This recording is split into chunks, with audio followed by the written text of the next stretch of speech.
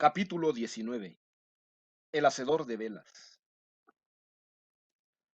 Hace mucho tiempo, en un país lejano, vivía un hacedor de velas cuyo nombre ha sido olvidado, pero a quien, para el propósito de nuestra historia, llamaremos Sefi.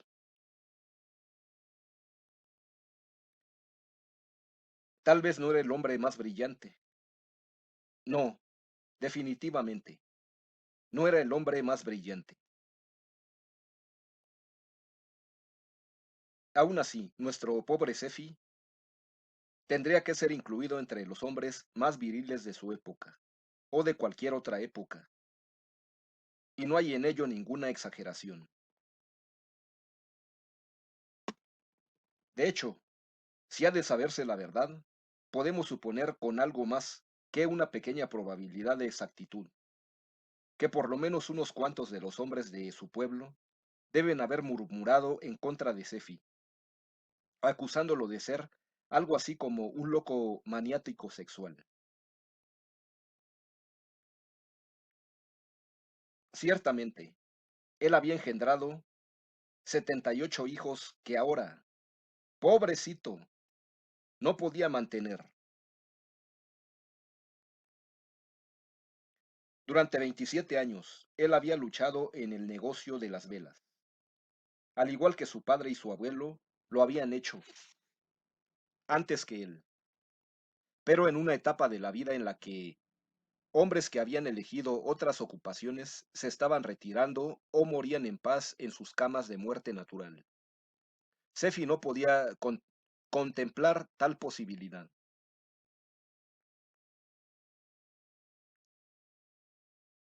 Después de todo, un hombre no puede retirarse sin algún capital, y el pobre Sefi no tenía absolutamente nada para pasar la vida, aparte de una esposa enferma y cansada, un modesto taller, y 78, tal vez 79, harapientos y ruidosos hijos.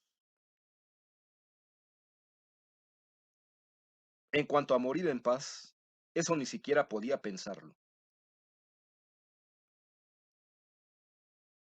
En aquellos días no había compañías de seguros, y si hubiesen existido, él no habría podido darse el lujo de pagar las mensualidades.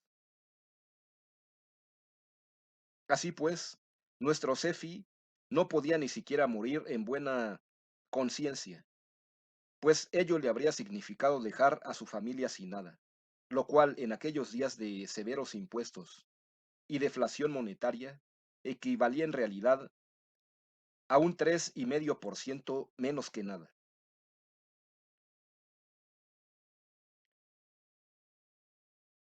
¿En qué gran lío había venido a parar su vida? Día tras día, agobiado, Cefi se devanaba los sesos en búsqueda de una solución. Noche tras noche, sin dormir, caminaba de ida y vuelta entre los cuerpos de sus hijos, que dormían amontonados en el suelo de la cocina. Decir que nuestro Cefi había llegado al fondo de su capacidad emocional sería tener una buena comprensión de su problema.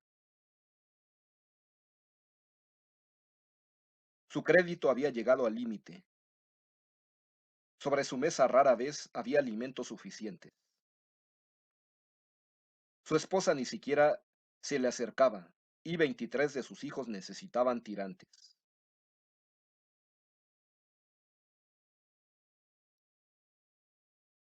Como se suele decir, estaba sumido en la desesperación, al final de la cuerda, y parecía su propio fantasma.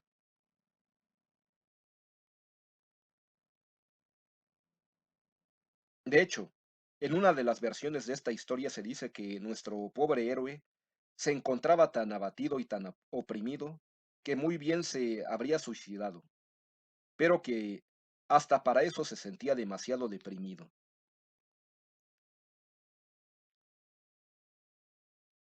Una mañana, una anciana entró cojeando a su taller, con el propósito de comprar una vela de 3 centavos.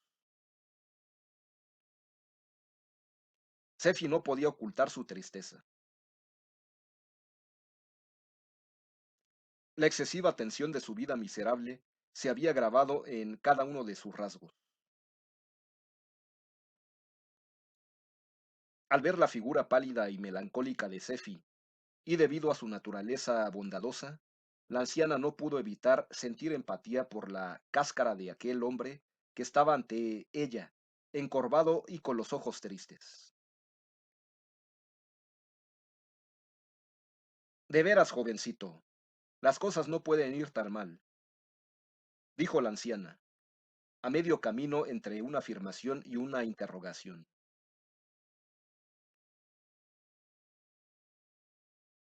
Una rara sonrisa vino de la nada a iluminar el pálido rostro de Sefi. Señora, ya no soy tan joven, respondió Sefi, al tiempo que su sonrisa desaparecía. Pero me temo que las cosas sí están mal, incluso peor.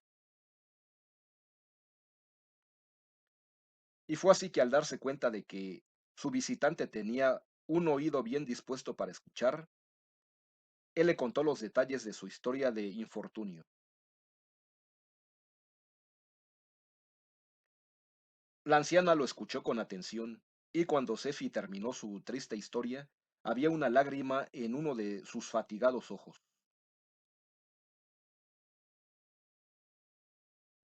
¡Qué lío! Dijo finalmente.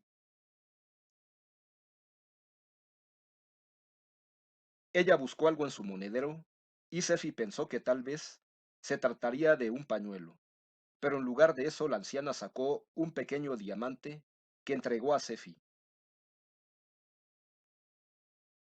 Tómalo. Sefi se resistió débilmente, pero ella insistió. Tómalo, joven, tómalo.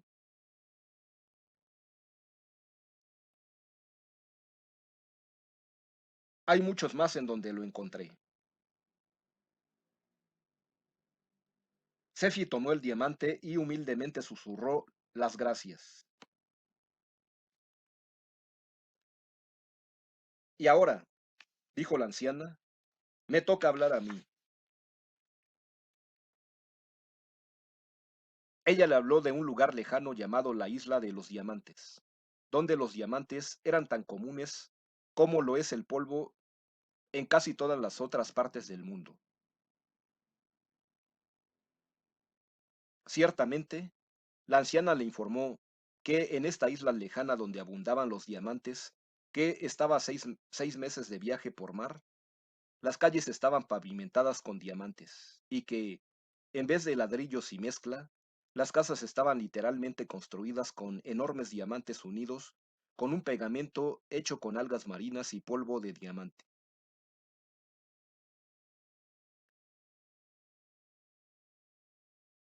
Y luego le escribió en un pedazo de papel el nombre y el domicilio del capitán de un navío que estaba por salir al mar, el cual podía hacer todos los arreglos. Gracias, dijo Sefi, una y otra vez, y le llenó las bolsas con tantas velas como la anciana podía cargar.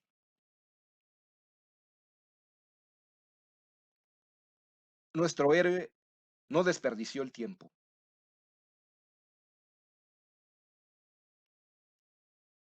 A la mañana siguiente ya había empacado y había utilizado el diamante que le regalara la anciana para pagar su pasaje a la isla de los diamantes.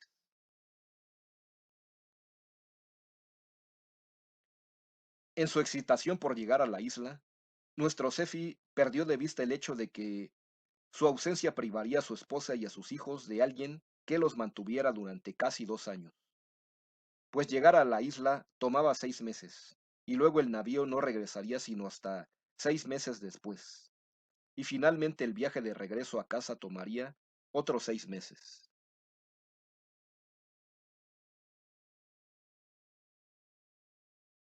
Por favor, querido lector, no te confundas en cuanto a la naturaleza de las verdaderas intenciones de Nefi. No era la codicia lo que le llevó a emprender este viaje y arduo viaje.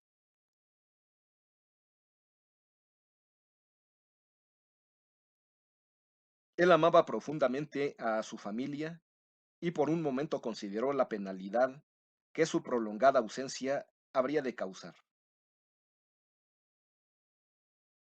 Pero esta era verdaderamente la única manera en que él podía pensar para liberarlos a ellos y a sí mismo de su intolerable empobrecimiento.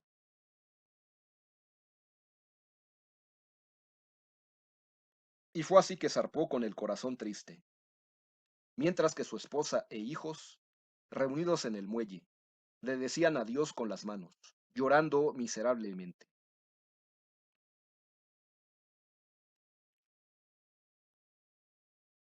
Los registros de lo que ocurrió en el viaje se han perdido, así que retomaremos nuestra historia 6 meses después, cuando el navío finalmente arribó a la isla de los Diamantes.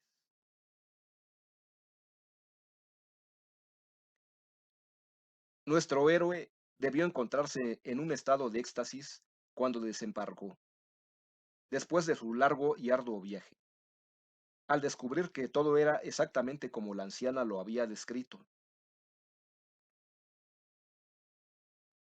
Ciertamente, como ella le dijera, las calles estaban pavimentadas con diamantes.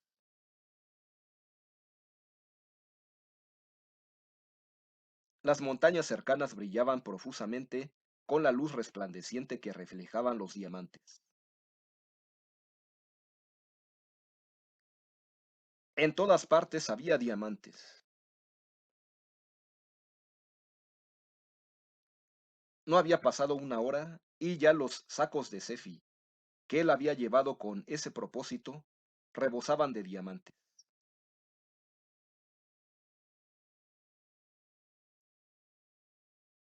Tan grande era la carga de su recién adquirida riqueza que apenas podía caminar. Tan solo entonces recordó que el navío no zarparía sino hasta 6 meses después y que, obviamente, los diamantes no se irían a ninguna parte.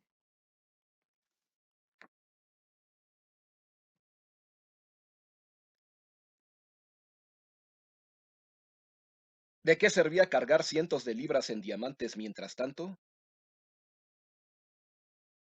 Y así, dejando bajo un árbol sus sacos de diamantes, a sabiendas de que nadie los robaría, nuestro Cefi se conformó con solo unos cuantos de los mejores diamantes, que usaría para encontrar comida y alojamiento.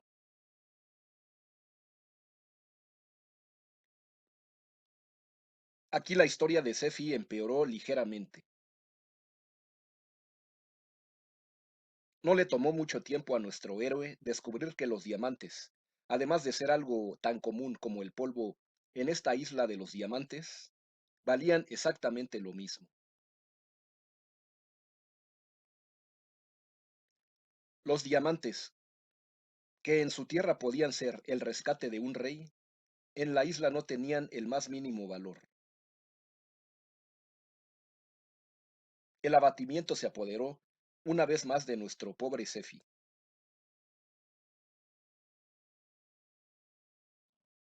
Ahora se encontraba en una situación peor que la que lo había dejado, pues allí tenía cuando menos un poco de comida, compañía, de eso mucha, y un techo sobre su cabeza. No debe decirse, sin embargo, que en la isla de los diamantes la gente era completamente insensible.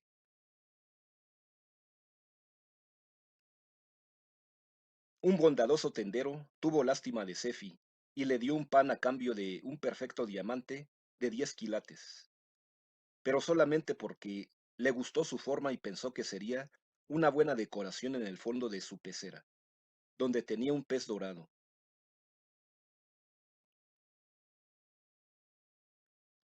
La noche cayó y Cefi se acurrucó bajo un árbol, entre sus sacos de diamantes.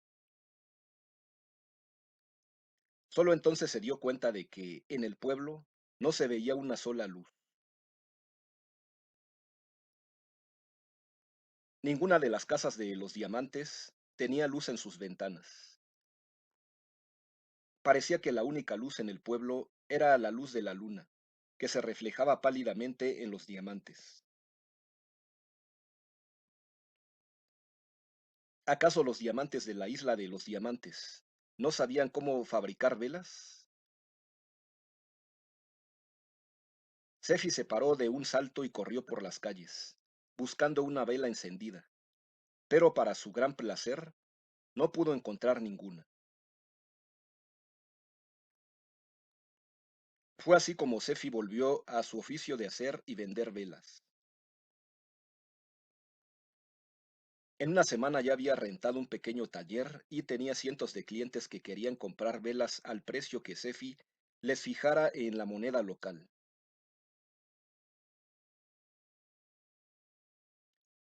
Decir que a Sefi le iba de maravilla es comprender muy bien el caso. De hecho, su éxito rebasó con mucho sus sueños más optimistas. Al final de su estancia, las habilidades de Sefi como fabricante de velas lo habían llevado a establecer una cadena de tiendas y él se había convertido tal vez en el hombre más rico y definitivamente en el más popular de toda la isla. Tan agradecida estaba la gente por la luz que Sefi había derramado sobre ellos, que cuando el navío se preparaba para el viaje de regreso, todos ayudaron a Sefi a cargarlo con el producto que lo había convertido en un hombre adinerado. Esa noche, en cuanto el navío zarpó, Sefi no pudo contener sus emociones. Las lágrimas corrieron por su cara, porque toda la gente había ido a despedirlo y a darle sus bendiciones. La luz de las velas creó un hermoso nimbo por encima del pueblo, pues cada uno de los habitantes de la isla había encendido una vela en su honor. Y así fue que el navío se amontonaron las velas que la gente lanzaba desde el muelle, pero los sacos con diamantes se quedaron olvidados bajo el mismo árbol donde Sefi los había dejado.